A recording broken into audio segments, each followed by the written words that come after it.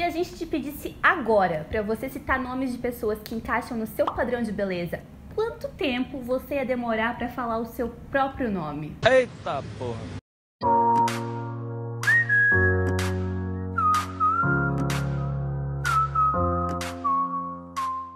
Tá todo mundo cansado de saber que padrão de beleza é algo mutável. Antigamente, a moda era ser gordinho. Saudades do que nunca vivi. Que saudades. E porque isso mostrava que as pessoas eram ricas, que as pessoas eram saudáveis. Hoje a moda é ser o quê? Um pouco mais seco. Depois de um tempo, ser magro virou sinônimo de ser saudável, de ser melhor, de ser rico, né? De verdade. se cuidar, o que nem sempre significa. Mas afinal, você já parou pra pensar que o que a gente tem como padrão de beleza, na verdade, não é tão padrão assim? Porque se fosse padrão, todo mundo seria. É verdade. E se fosse todo mundo, seria comum. E se fosse comum, a gente e todas as pessoas não estariam aí fazendo o impossível, gastando o que não tem para correr atrás de algo inalcançável. E o padrão de beleza, ele pode mudar muito dependendo de cada país, de cada lugar do mundo.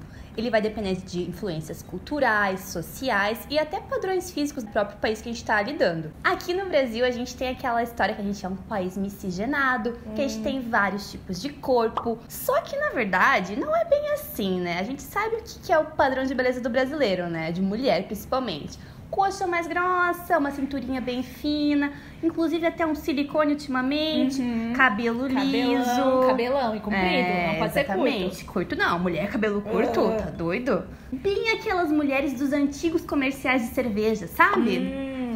Com essa nossa paixão pelo K-pop, a gente acabou descobrindo alguns valores da cultura coreana que nos ajudaram a entender alguns aspectos e os comportamentos das vidas dos idols. E até conhecer e se apaixonar pela cultura coreana foi uma coisa que abriu muito a nossa cabeça.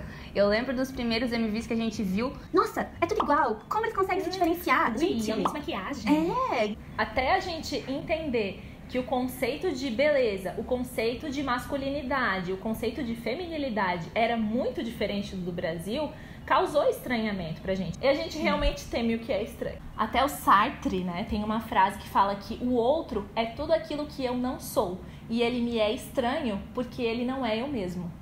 E os coreanos, eles se importam muito do que as outras pessoas vão achar deles, principalmente esteticamente, fisicamente. Lá é muito comum eles fazerem cirurgia, não só os idols, as pessoas normais. Tem aquela cirurgia super comum para corrigir a pálpebra dupla. Tem também aquela mais punk, que é a V-line, que a pessoa quebra todo o rosto para deixar ele mais fininho. Pra coreano, o rosto tem que ser pequeno, né? Quanto menor, mais bonito. E lá, por exemplo, é super diferente daqui. Ai, verão, consegui uma marquinha. Ombro de fora. Lá, o padrão de beleza é ser super branquinho, bem vampirinho, assim, sabe? Inclusive, hoje eu tava vendo um vídeo de uma idol que ela faz bronzeamento pra ficar branquinha. Eu nem sabia que isso existia. Engraçado que os cosméticos, né? Todos eles têm uma função de clarear a pele. É muito comum, né? Então existe essa obsessão pela pele bem clara também. Sem contar a magreza, né? Pra eles, quanto mais seco, melhor. Mas isso não vale só pros idols, não. Na Coreia, essa beleza, ela vale até na hora de você conseguir um emprego. E se a pessoa não se encaixa nesse padrão e começa a sofrer com isso, buscar tratamento psicológico é considerado vergonha, né? Até naquele vlog do Jovem. Ele fez uma entrevista com 2 coreanas que moraram no Canadá e voltaram pra Coreia. Se vocês quiserem ver, a gente vai deixar o link aqui em cima. E apesar disso ser super evidente na cultura coreana, a gente também percebe isso aqui no Brasil. E a publicidade tem um papel super importante quando a gente fala de padrão de beleza. Antes do boom digital, a gente tinha a mídia, a TV, os veículos de mídia mais forte como autoridade no assunto. A gente acreditava mais em tudo que eles impunham pra gente. E era a única fonte de informação que a gente possuía. Agora, a gente vive numa era de democratização da informação. Qualquer pessoa pode produzir conteúdo, não é mesmo? A autoridade não tá mais na mão das grandes mídias e de quem tem mais poder.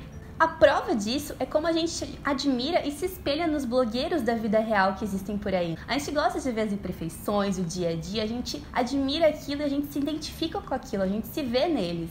E com isso as coisas mudaram bastante, né? Só a gente começar a analisar o cenário das campanhas publicitárias das grandes marcas e perceber uma enorme diferença. Olha as campanhas da Avon como são diferentes hoje. Da Dove. Isso. Olha como esse assunto de transição capilar Nossa, é verdade. super em alta. Muitas marcas criando linhas de transição capilar, investindo em influencers sobre isso, né? Tutoriais, se você for olhar pelo YouTube, tá cheio. Os editoriais de moda com as modelos plus size. Nossa. Gente, porque aquilo é vida real? A gente cansou de ver uma coisa que não é a realidade? Até existem algumas revistas que estão proibindo o uso de Photoshop nos editoriais. As coisas poderiam ser melhores? Sim, poderiam. Olhando com um lado mais pessimista da coisa, as coisas têm muito para mudar e evoluir ainda. Mas se a gente comparar com 10 anos atrás, pegar uma propaganda da Skol, por exemplo, que tinha a mulher como objeto, a gente percebe que a gente já deu largos passos, né, em direção a uma era onde todo mundo é mais contemplado, mais ouvido, independente das nossas características. Inclusive, a gente tá numa posição muito privilegiada. A gente é branca, a gente é magra.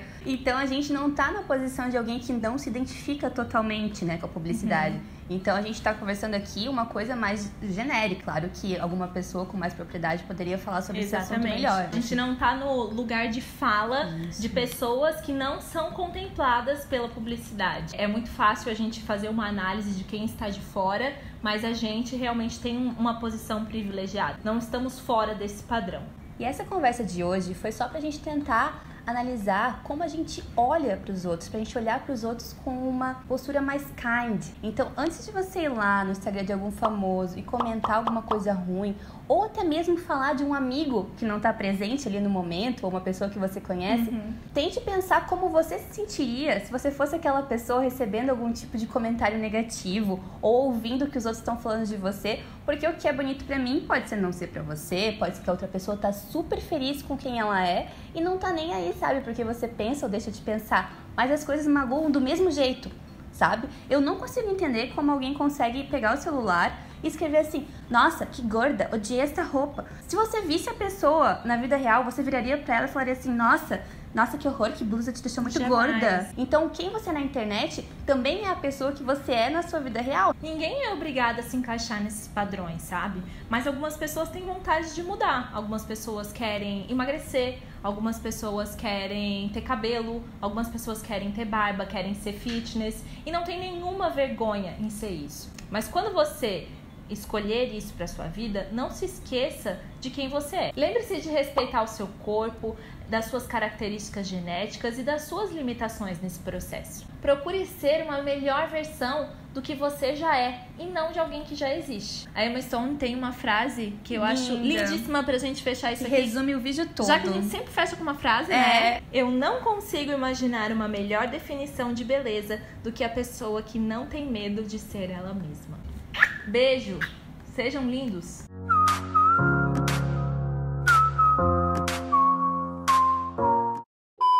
Tem aquela cirurgia super comum da pálpebra dupla.